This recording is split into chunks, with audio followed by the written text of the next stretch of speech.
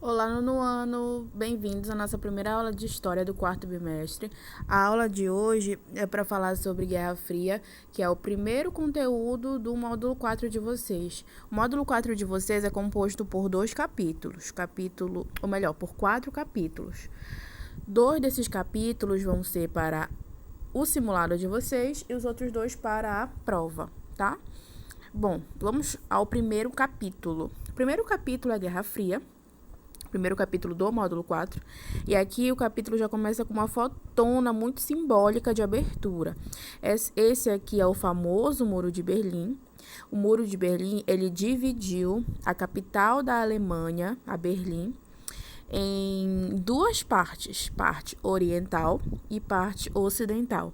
A parte oriental era a parte que era a área de influência do socialismo, e a parte ocidental era a área de influência do capitalismo, tá? Nós vamos entender direitinho por que esse muro foi passado na capital, o que foi essa divisão entre capitalismo e socialismo neste capítulo, tá? Aqui, logo na primeira página do seu capítulo, você vai ter uma explicação muito clara sobre quando começa a Guerra Fria, por que ela começa e quais personagens ela envolve, tá? Bom, a Guerra Fria ela começa após a Segunda Guerra Mundial, portanto, em 1945, e aí ela vai envolver duas potências, né, que ganharam muito poder e muita influência após essa Segunda Guerra, que são os Estados Unidos e a União Soviética. O problema todo é que essas duas potências elas não eram melhores amigas, muito pelo contrário. Estados Unidos e União Soviética eram como água e óleo, não se misturavam, tinham visões completamente diferentes de mundo, tá? É como se fossem duas pessoas que tivessem objetivos diferentes de vida. Por exemplo, tem uma pessoa X, essa pessoa X, ela quer, digamos, viajar o mundo e morar 1 ano em cada lugar até o resto da sua vida. A pessoa Y, ela quer ter um emprego fixo na mesma cidadezinha que ela nasceu e quer ficar assim para sempre. Então você vê que são objetivos completamente diferentes de vida. A mesma coisa é os Estados Unidos e a União Soviética. Os Estados Unidos tinham a ideia de que a sociedade deveria ser capitalista. Já a União Soviética, União das Repúblicas Socialistas Soviéticas, que depois vai dar origem à Rússia, tinha como base da sua sociedade o socialismo, tá? Qual é a diferença entre essas duas ideias? Tanto o capitalismo quanto o socialismo, eles são sistemas socioeconômicos. Nós chamamos eles dois de sistemas socioeconômicos, que são maneiras de você organizar a sociedade e a economia. Quais são as características do capitalismo? No capitalismo, nós temos uma sociedade que visa o lucro, a acumulação de dinheiro, que visa... como é que eu posso dizer? Que ela proporciona, de certa maneira, uma desigualdade social, porque eu sempre tenho uma pessoa acumulando muito dinheiro e outras pessoas muito pobres. A sociedade capitalista, ela visa o consumo, ela visa o dinheiro, ela visa o lucro. No capitalismo, por exemplo, eu tenho uma diversidade de empresas e cada empresa ali está buscando o seu lucro para si próprio, entendeu? Capitalismo é assim. Já no socialismo, é uma ideia completamente diferente. A base do socialismo não é o lucro, não é o dinheiro, não é a venda. A base do socialismo é a coletividade, é a igualdade entre as pessoas. O socialismo se pretende ser uma sociedade em que todo mundo é igual, tá? E para isso, nessa sociedade, não pode haver essa diferença entre empresários e as pessoas mais pobres, entre empresários e trabalhadores, por exemplo. Por isso que no socialismo, as empresas elas são do Estado, justamente porque o Estado pega esse lucro que a empresa ganha e reinveste na sociedade, né? Aí o Estado, se ele fizer isso de maneira correta, ele vai reinvestir em transporte, educação, saúde, etc, tá? Aqui no livro de vocês vai explicar bem direitinho exatamente a definição de cada sistema socioeconômico. Então, como você pode ver, são ideias diferentes de como se viver na sociedade, tá? Capitalismo é uma sociedade mais livre, né? Mais aberta, onde eu tenho ali cada um buscando o seu lucro, mas acaba que essa busca gera uma desigualdade social. Sempre é uma busca pelo consumo, uma busca pelo lucro, e no socialismo já é o Estado que está ali direcionando tudo, então não há uma certa liberdade, né? E aí esse Estado ele tem a função de reinvestir o dinheiro na própria sociedade, tá?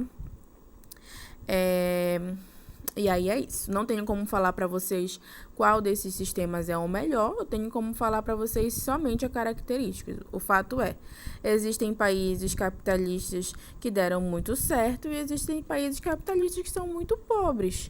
E existem países socialistas que deram certo e existem países socialistas que foi horrível a história, tá? Então é isso. Estados Unidos e União Soviética vão disputar quem consegue mais aliados nesse jogo de ideias, tá? Os Estados Unidos, ele vai ter os países que vão ser suas áreas de influência, assim como a União Soviética vai ter os países que vão ser suas áreas de influência. É como se o mundo tivesse dividido em dois grupos. Um grupo que é liderado ali pelos Estados Unidos e que é adepto ao capitalismo, e outro grupo que é liderado pela União Soviética e que é adepto ao socialismo. A gente chama a época da Guerra Fria de mundo bipolar. Bi significa dois, então eu tenho dois polos, né? Um polo é capitalista e um polo é socialista, é como se o mundo tivesse dividido em duas partes. Aqui nessa segunda página do livro de vocês vai falar sobre o que motivou, né, essa disputa entre Estados Unidos e União Soviética, como ela começou. O livro traz uma lembrança muito legal para a gente entender esse tema, que é a respeito da Conferência de Potsdam. Tá até aqui, ó, bem aqui, Conferência de Potsdam, de 1945. Essa conferência ela foi feita logo após o fim da Segunda Guerra Mundial, tá? Preste bem atenção no que eu estou explicando para você. Eu estou falando de guerra, mas às vezes eu estou me referindo à Segunda e não à Guerra Fria, tá? A Guerra Fria e a Segunda Guerra Mundial, elas têm a ver porque uma é imediata à outra. Acabou a Segunda Guerra Mundial, começou a Guerra Fria. Então, no final da Segunda Guerra Mundial, eles fizeram uma conferência chamada de Conferência de Potsdam, em 1945. E essa conferência ela foi organizada pelos vencedores da Segunda Guerra para decidirem o que eles fariam após essa Segunda Guerra Mundial, né? Foi até, por exemplo, nessa Conferência de Potsdam que foi decidida a questão da Alemanha, o que eles fariam com a Alemanha, que foi a Alemanha do Hitler, né? A grande responsável pela Segunda Guerra Mundial. E também foi na Conferência de Potsdam que o primeiro-ministro inglês chamado Winston Churchill falou assim: gente, cuidado com o socialismo, cuidado com o avanço do socialismo no mundo. Porque o Churchill estava percebendo que as ideias socialistas elas eram muito fáceis, não, mas elas estavam ganhando espaço no mundo. Porque o socialismo ele abraça a causa dos trabalhadores. O socialismo diz que os trabalhadores eles devem ser tratados de uma maneira melhor, que os trabalhadores devem estar no poder. Então, o Winston Churchill via essa ideia do socialismo como algo que estivesse tomando muito espaço do que era do capitalismo, né?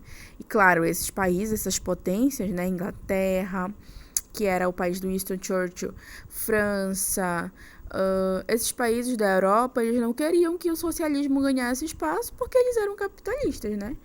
Então vai começar essa disputa, essa encrenca no momento que o Churchill se posiciona na Conferência de Potsdam falando: olha, cuidado com o socialismo.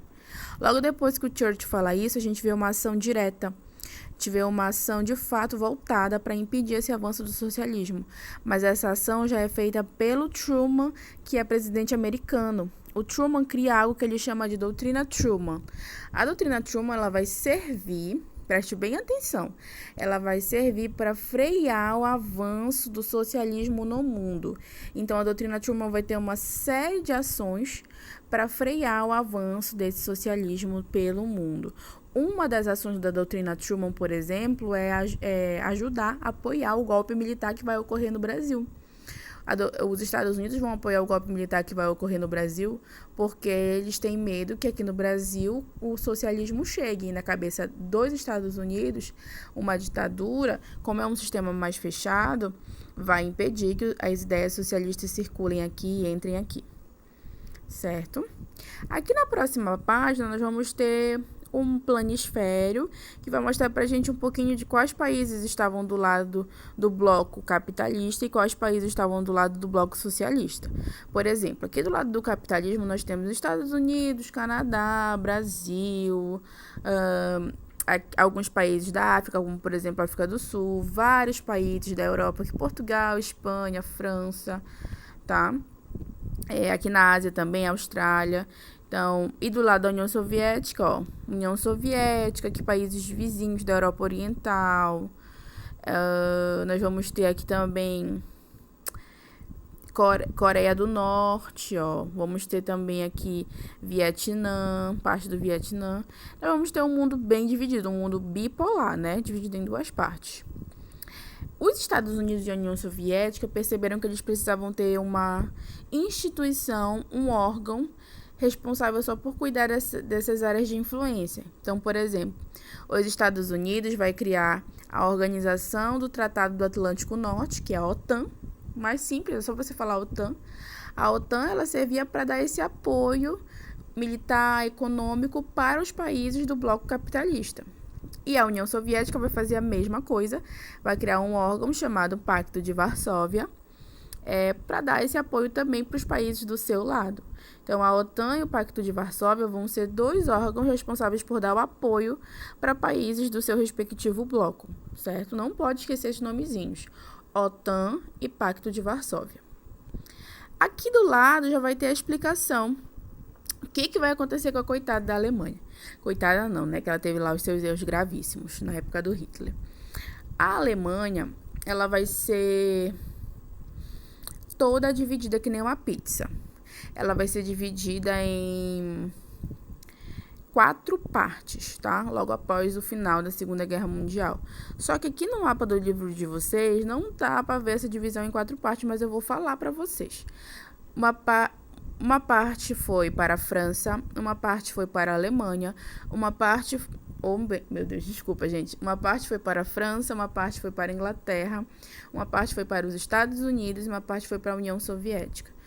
Esses 4 países foram vencedores da Segunda Guerra Mundial, dividiram a perdedora em 4 partes, né? Então, França, Inglaterra, Estados Unidos e União Soviética dividiram a Alemanha em 4 partes. O fato é que as 3 partes, que eram Inglaterra, França e Estados Unidos, eram partes capitalistas, né? Então, se tornou meio que uma só, que foi a Alemanha Ocidental, que é esse lado amarelinho. E o lado laranjadinho é o lado da Alemanha Oriental, que é o lado socialista, que ficou para a União Soviética, tá? Do lado da Alemanha Oriental, a gente tinha a capital, Berlim. Berlim, como era capital, né, havia muito essa polarização entre o lado capitalista e o lado socialista, e acabou que foi passado um muro para dividir a capital Berlim em 2 partes. E Berlim ficou dividida pelo Muro de Berlim, entre a Berlim Ocidental e a Berlim Oriental. O lado ocidental de Berlim era o capitalista e o lado oriental de Berlim era socialista. Sempre é nesse sentido, tá, gente? O Ocidente, na maioria das vezes, é capitalista e o Oriente é socialista. É só você pensar que a Rússia, a União Soviética está lá pro lado do Oriente, socialismo, e os Estados Unidos tá lá pro lado do Ocidente, capitalismo, tá? E aí a Alemanha passou por essa divisão. A próxima página é uma página muito legal, gente, porque aqui temos como é que eu posso dizer? Uma linha do tempo dos principais acontecimentos da Guerra Fria. E quando você analisa essa linha do tempo, você percebe que Estados Unidos e União Soviética estavam em disputa, um querendo estar na frente do outro, um querendo dar um passo na frente do outro, e o outro já estava atrás dando aquele mesmo passo. E aí é muito engraçado ver essa disputa entre eles, parecem 2 crianças competindo, uma querendo ser melhor que a outra. Mas aí eu vou analisar essa linha do tempo com vocês na próxima aula, certo, pessoal? Beijo, até a próxima.